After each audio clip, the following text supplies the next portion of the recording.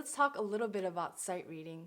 It's an extensive topic, but I just want to focus in on a few strategies that help me out when I'm sight reading for myself or with others. The first thing is to gather as much information from the score before you start playing.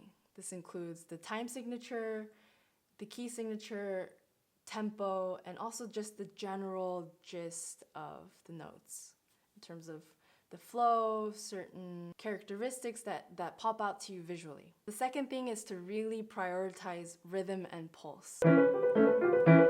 These will serve as your anchors when you're sight reading, and when you're faced with things that you're unfamiliar with or you're tempted to hesitate, this will keep you grounded.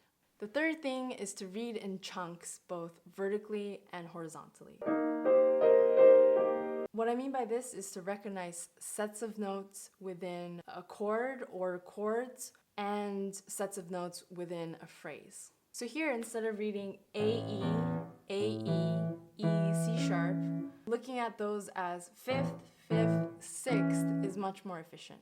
Also, with phrasing this way, it's possible to look at a set of notes as one entity.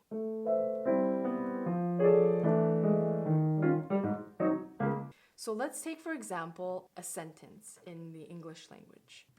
Yesterday, my dog ate a giant cupcake.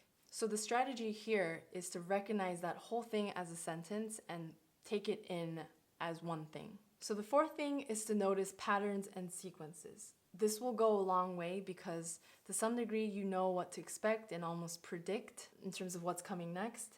And also it helps you reset per module. So say that it's a pattern like here. If you screw up somewhere, it's easy to just reset in the next little module. The fifth thing is to be aware of harmonic centers and also just the language of the composer in general. This type of information really helps organize the score for you and also helps you make sense of different accidentals and different types of groups or whatever you see on the page.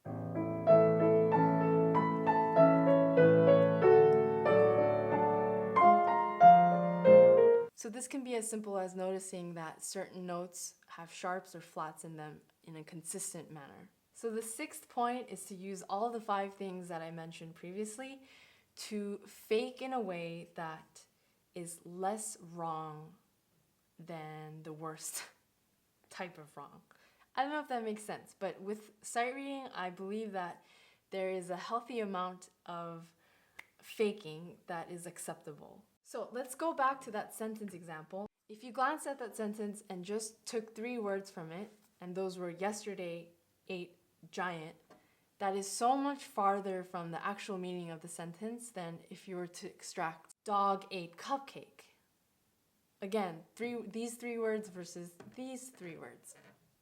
Same thing with music.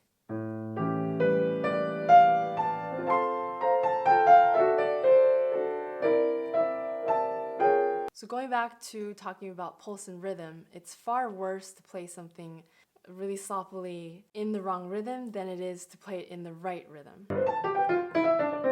If you come across a chord or something in the page that you're absolutely not sure of, just leave it out.